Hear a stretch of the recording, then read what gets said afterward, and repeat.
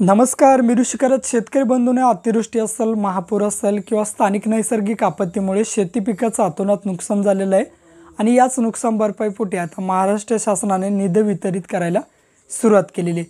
महाराष्ट्रातील जवळपास 30 जिल्हे या ठिकाणी अतिवृष्टी बाधित म्हणून दाखवण्यात आले। त्यातला 7 जिल्ह्यांचा निधी सुद्धा वितरित करण्यात आला आहे आणि आता परत या ठिकाणी 3 जिल्हे या ठिकाणी त्यांचे पंचनामे अंतिम टप्प्यात येऊन पूर्ण झालेले आहे। त्या 3 जिल्ह्यांसाठी निधी सुद्धा या ठिकाणी वितरित करण्यात आला। आता कोणते जिल्हे आहेत, किती शेतकरी पात्र आहेत ते सुद्धा व्हिडिओच्या माध्यमातून आपण या ठिकाणी बघणार आहोत।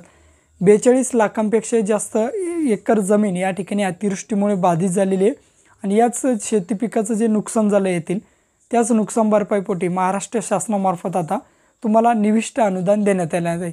निविष्ट अनुदान म्हणजेच काय की तुम्हाला पुढील हंगामासाठी म्हणजेच रब्बीच्या जे असेल आपल्या पेरणीसाठी किंवा या ठिकाणी शेती कामाच्या उपयोगासाठी या ठिकाणी हे अनुदान तुम्हाला या ठिकाणी दिलं जाणार आहे।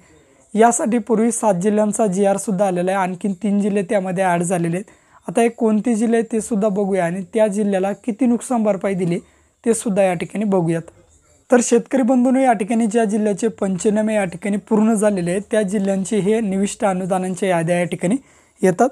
आता त्या ठिकाणी जर आपण छत्रपती संभाजीनगर विभागातील परभणी जिल्ह्यात जून महिन्यामध्ये जो पाऊस पडला होता त्यासाठी एक शेतकरी पात्र करण्यात आला आहे। निधी 9,000 रुपये देण्यात आलेला आहे। आता कुठवर निधी पुरेल काय माहीत।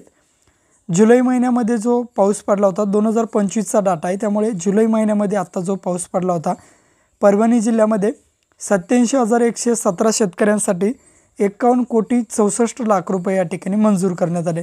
परत परभणी जिल्ह्यामध्ये ऑगस्ट महिन्यामध्ये जो पाऊस पडला होता त्यासाठी या ठिकाणी जवळपास 1,51,483 शेतकरी पात्र केलेत आणि 76,91,00,000 एवढी निधी या ठिकाणी वितरित करण्यास महाराष्ट्र शासनाने मंजुरी दिलेली।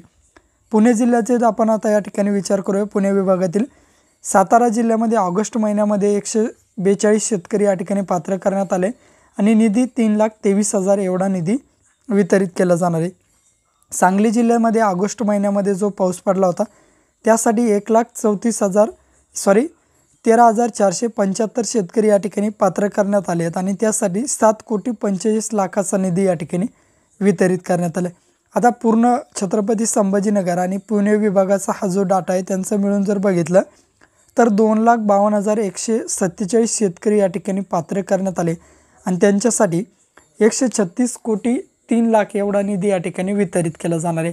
आता हा निधी कशा प्रकारे तुम्हाला मिळणार तर शेतकरी बंधूंनो, DBT मार्फत थेट तुमच्या खात्यामध्ये हा निधी येणार आहे।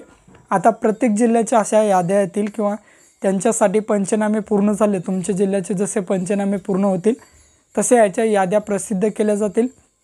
याद्या प्रसिद्ध झाल्यानंतर तुमची या ठिकाणी KYC केली जाईल किंवा आपण त्याला आधार प्रमाणीकरण म्हणतो।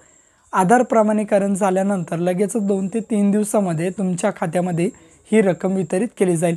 आता या ठिकाणी आपले सरकार सेवा केंद्र किंवा CSC सेंटरकडे या याद्या दिल्या जातील आणि या याद्याचे तुम्ही KYC करून त्या शेतकरी बंधूंना या ठिकाणी ही रक्कम त्यांच्या खात्यामध्ये, ज्यांची KYC होईल त्यांच्या खात्यामध्ये वितरित केली जाईल। तहसीलमार्फत तुमच्या किंवा या ठिकाणी जिल्हाधिकारी कार्यालयामार्फत या ठिकाणी याद्या बनतात आणि त्या याद्या तुमच्या आपले सरकार सेवा केंद्र किंवा सेतू केंद्राकडे दिले जातात। तेथे जाऊन तुम्ही तुमची KYC करून घ्यायची। अशी अत्यंत महत्त्वपूर्ण अशी अपडेट होती। तुमच्या जिल्ह्याची अपडेट आले की नक्कीच आपण व्हिडिओ घेऊन येतो। भेटूया अशाच नवीन व्हिडिओत नवीन माहितीसह। जय हिंद।